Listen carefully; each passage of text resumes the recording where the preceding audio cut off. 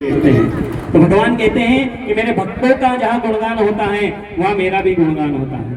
तो आज भक्तमाल की कथा के अंतर्गत श्री धन्ना सेठ, कौन से धन्ना सेठ की कथा हम लोग सुनेंगे। उसी में पूजन करने का विधान भी है कि हम लोगों को पूजन कैसे करना चाहिए, हम लोग पूजन कैसे कर रहे हैं और कैसे हम लोगों को पूजन करना चाहिए। तो कहते हैं कि जिस घर में संतों का सम्मान होता है वो विप्र धेनु संत हित लीन मनुज अवतार। भगवान ने किसके लिए लिया है? गो के लिए, ब्राह्मणों के लिए और संतों के लिए अवतार ग्रहण किया। तो कहते हैं जहाँ संत लोग आते हैं, जहाँ ब्राह्मण लोग आते हैं, वहाँ पर भक्ति की चर्चा होती है। जैसे यहाँ पर अभी हम सब लोग बैठे हुए माँ जगदम्बा की भक्ति की चर्चा चल रही है। आपका समय का सदुपयोग भी हो रहा है, प्रसाद आएगा अपने स्थान तक आ जाएगा और कानों में क्या मिल जाएगा? भगवान की कथा अमृत मिल जाएगी। बोले अम्बे जगदम्बे मात की। आपकी आवाज से कितने आपकी श्रद्धा है सुनने की। बोले अम्बे जगदम्बे मात की। हमारे भैया लोगों की भी आवाज आएगी। अरे यार साइड। तो कहते हैं धन्ना सेठ के यहाँ भगवान की पूजा होने लगी। संत आए और सालेग्राम जी को समझते हैं ना, गोल से सालेग्राम जी लगभग 80% घरों में होंगे। सालेग्राम जी की पूजा इधर बैठ जा, इधर आराम से संत के साथ बैठ करके करते थे। और जैसे ही संत के साथ बैठ करके पूजन किया करते थे तो बच्चा जो देखता है वही सीखता है। अरे यार बच्चा घर में जो देखेगा वही सीखेगा। बच्चे ने क्या देखा कि भगवान की सुंदर पूजा हो रही है, भगवान को सुंदर जल से स्नान करवा रहे हैं, उसके बाद दूध से स्नान करवा रहे हैं। ब्राह्मण देवता तो मंत्र बोल रहे थे, ओम पय पृथ्व्यां पय ओ घरेषु वयो दिव्यंतरिक्षे वयोदाह महेश्वरी प्रतिशासन्तु मह्यम्मा। फिर पंचामृत से स्नान करवाया। ओम पंचनद्याः सरस्वतीमपि यन्तः सरस्वतीरुवञ्चनासो देशे भवः सरिता। इस प्रकार से भगवान का स्नान करवाया। फिर शुद्ध स्नान करवाया। ओम सर्वसुप्तवालो मणिमालः अश्विनः श्वेताक्षतकर्णा रौद्रा नमो रूपाः कार्जन्यः। इस प्रकार से भगवान का रोज स्नान करवाते थे। बच्चे को बड़ी प्रीति हो गई। स्नान के बाद सुंदर इत्र लगाते थे, भगवान को सुंदर चंदन लगाते थे और तिल भगवान को अर्पण किया करते थे। भगवान का सुंदर रोज डेली श्रृंगार करते थे। अब तो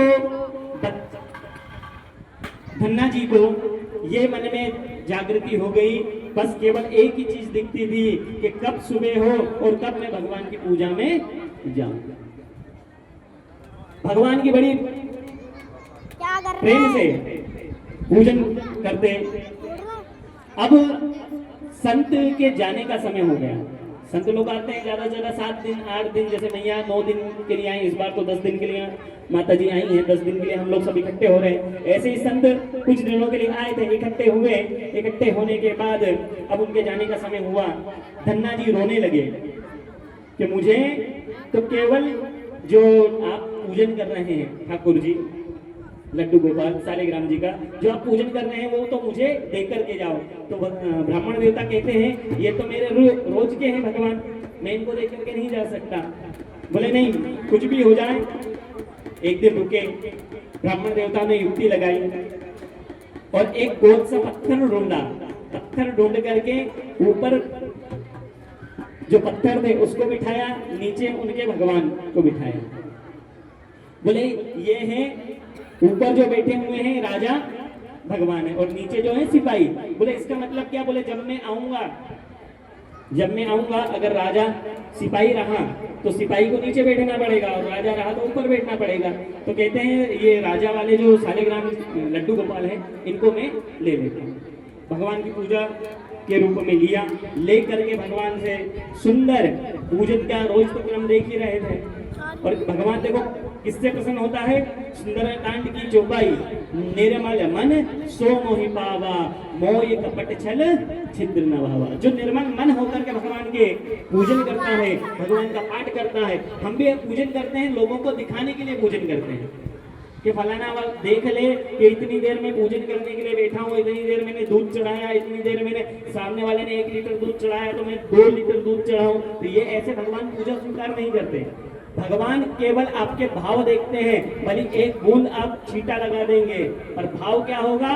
निर्मल मन सो मोहि पावा। निर्मल मन जो होगा वही भाव भगवान आपका ग्रहण करते हैं। इसी प्रकार से भगवान की सेवा के लिए तैयार हुए।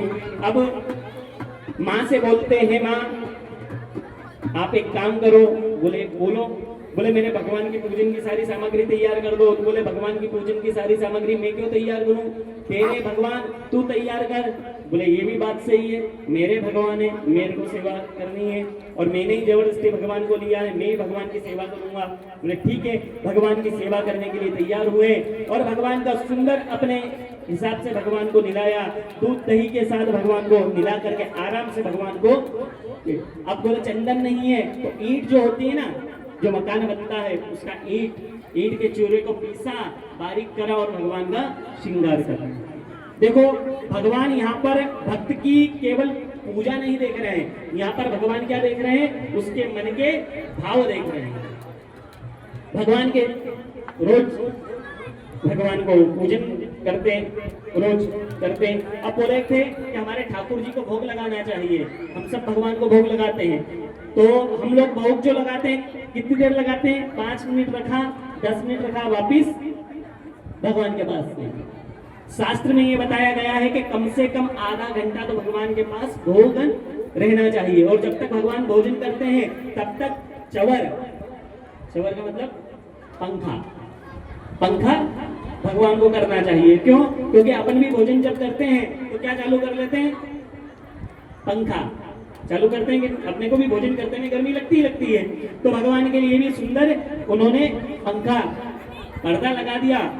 2 दिन हो गए, 3 दिन हो गए भगवान ने जब भोजन नहीं ग्रहण किया, आपने जल तक नहीं पिया। और जब आपने जल नहीं पिया भगवान बड़े प्रसन्न हुए और वही भोजन की थाली में से चप चप चप करते हैं।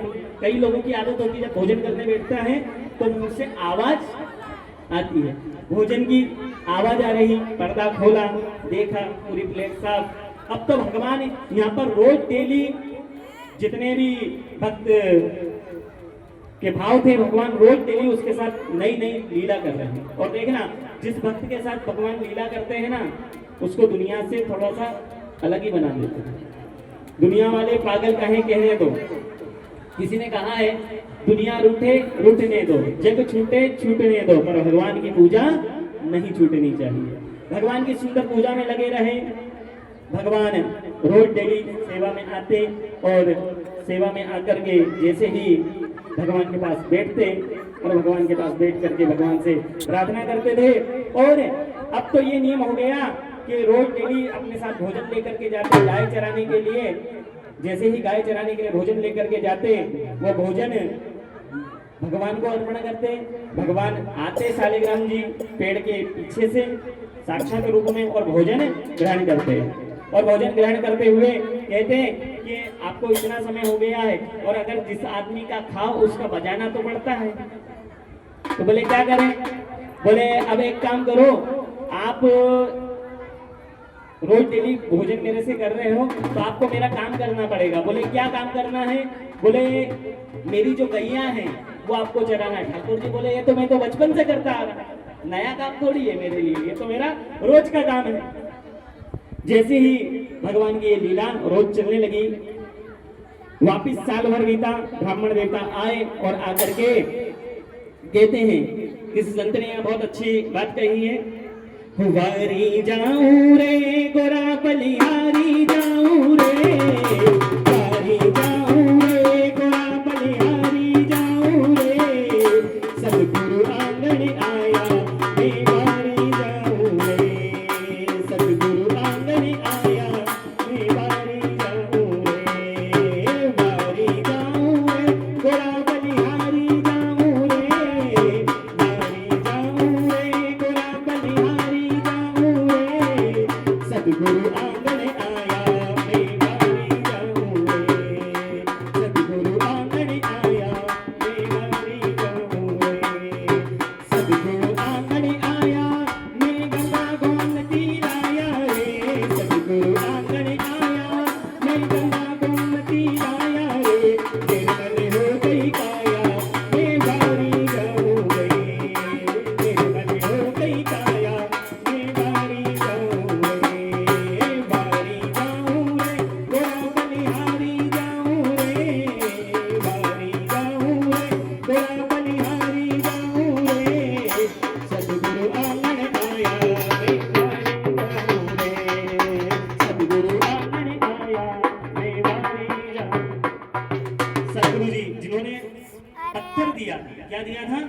पत्थर दिया था, उसी पत्थर से कौन प्रकट हुए हैं? भगवान प्रकट हो गए। किट्टू और पीछे से अब जा, पीछे संत से। पूछ रहे हैं कि क्या कर रहे हो, तुम्हारे भगवान की सेवा कैसे हो रही है? तो कहते हैं मेरे भगवान की सेवा तो बहुत अच्छी से चल रही है। मार दूंगा मैं देख के। बोले क्या कर रहे हैं तुम्हारे भगवान? बोले मेरे भगवान जो है गैया चरा रहे हैं। बोले हमें इतने साल हो गए भगवान की सेवा करते, कभी हमें भगवान के प्रत्यक्ष दर्शन नहीं हुए। इनके साथ कई भगवान ने लीलाएं करी और इस प्रकार से अपने जो गुरु आए थे उनको दिखाया। बोले देखो सामने से गैयाएं आ रही हैं और गैयाओं के बीच से जो गैया आ रही हैं उनके बीच से हमारे ठाकुर जी पधार रहे हैं। संत को दर्शन करवाए और संत ने भक्त के पैर छुए और कहा कि अब तक इतने वर्षों तक मैंने भगवान की पूजा करी पर मैं भगवान के दर्शन नहीं कर पाया। कब दर्शन होते हैं? जब अपने मन से कपट, छिद्र और मेरा करने वाला मैं, बस मैं शब्द आपका जिस दिन खत्म हो जाएगा उस दिन हमें भगवान के दर्शन हो जाएंगे। या भगवान जब आते हैं, जब भगवान के लिए हम सरल बन जाते हैं तभी भगवान हमको दर्शन देते हैं। इसी प्रकार से श्री धन्ना जी ने गुरु बनाए, गुरु बना करके भगवान की निरंतर भगवान की सेवा करी। बोल श्री कृष्ण भगवान की जय। मोर गुण बंसी वाले